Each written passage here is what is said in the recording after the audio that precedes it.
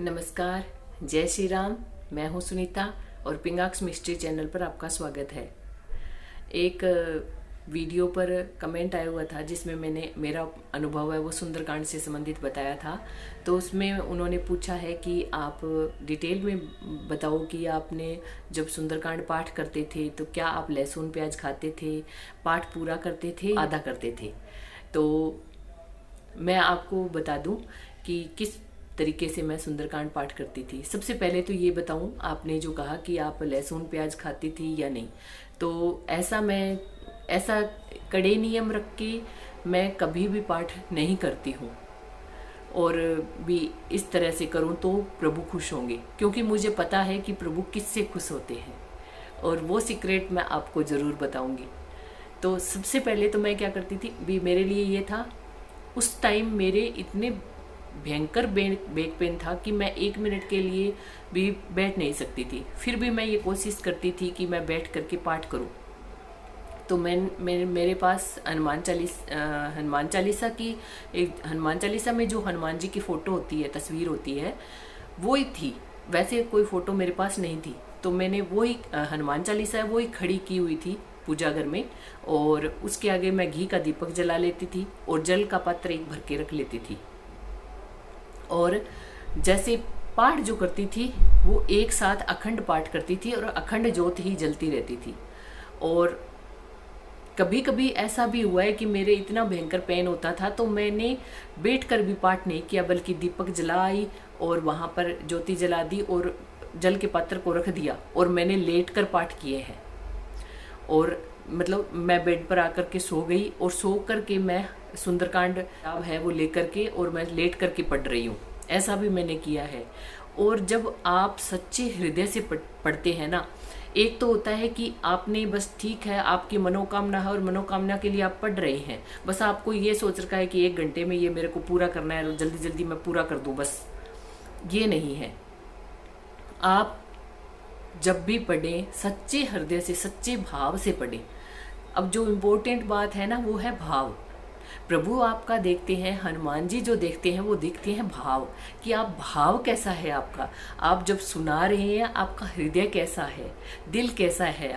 अगर आप सच्चे भाव से, सच्चे हृदय से आप सुना रहे हैं प्रभु को पाठ, आप ये समझेंगे कि प्रभु यहाँ आ गए हैं और मैं उन्हें सुना रही हूँ। आपको आह्वान करना है, प्रभु आइए मैं आपको सुंदरकांड पाठ सुनाती हूँ, इतना ही बोल दीजिए, बस इतना बहुत है। और ना भी बोलेंगे ना तो प्रभु जहाँ राम कथा होती है ना वहाँ तो हनुमान जी आते ही आते हैं, तो वो जरूर आते हैं सुनने के लिए। और आप उन्हें जब सच्चे भाव से सुनाएंगे ना तो वो आपको सच्ची अनुभूति, अपने होने की अनुभूति आपको जरूर करवाएंगे। और मैंने ये चीज़, ये हो जाता है ना कि ये नियम करेंगे तो ऐसा हो जाएगा, या फिर हम ऐसे करेंगे तो हनुमान जी नाराज हो जाएंगे। हनुमान जी बहुत ही प्रिय देव हैं। हनुमान जी स्त्री का ये जो स्त्री की सोच एक मन में बनी हुई है ना, ये गलत भावना जो बनी हुई है वो ऐसे ही बनी हुई है। आप चाहे आप पिता रूप में उन्हें माने, भाई रूप में माने, गुरु रूप में माने, कैसे ही माने, वो स्त्रियों का बहुत आदर करते हैं। और सबसे ज़्यादा मुझे ऐसा लगता है कि उनसे बड़ा स्त्री हृदय को जानने वाला और कोई है नहीं। हनुमान जी की एक सबसे बड़ी बात यह है कि हनुमान जी जो है वो हमारे हृदय को देखते हैं। उन्होंने स्पष्ट कहा है कि जब भी मैं देखता हूँ या किसी भक्त को देखता हूँ या किसी राम भक्त को मैं देखता हूँ तो मैं उसका हृदय देखता हूँ कि उसका हृदय कैसा है। और एक क्षण में हनुमान जी पहचान लेते हैं कि ये कैसा भक्त है।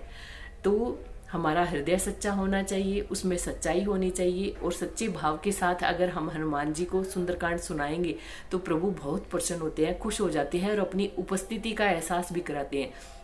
मैं लेट कर पढ़ती थी और खुद ये सोचती थी कि क्या प्रभु को अच्छा लगेगा कि मैं लेट कर पढ़ रही हूँ, लेकिन मेरा भाव सच्चा था और उन्हें पता था कि मैं बैठकर नहीं पढ़ सकती हूँ, इतनी इसके पीड़ा है।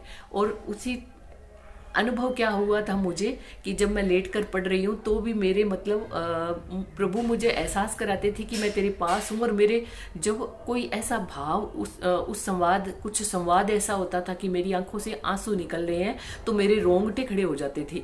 रोंगटे खड़े होने का मतलब ये है कि हनुमान जी आपके पास हैं और वो आपकी कथा को सुन रहे हैं, तभी आपके रोंगटे खड़े होंगे, नहीं तो रोंगटे खड़े नहीं होंगे।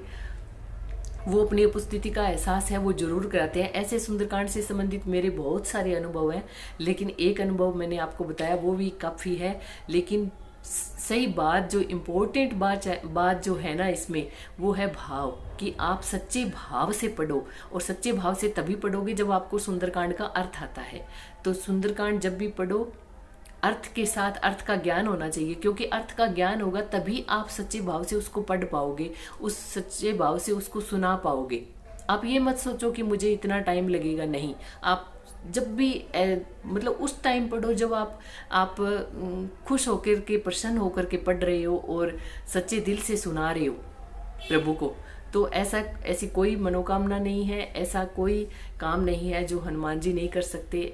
और वो अगर आपको अपने होने का एहसास करा देंगे ना, तो उससे बड़ी और बात क्या हो सकती है। चाहे हमारी मनोकामना पूरी ना हो, लेकिन अपनी उपस्थिति का एहसास करा दे, ये भी बहुत बड़ी बात है। तो आशा करती हूँ ये वीडियो आपको अच्छी लगी होगी। अच्छी लगी है तो चैनल को सब्सक्राइब जरूर करें, लाइक जरूर करें। जय श्री राम।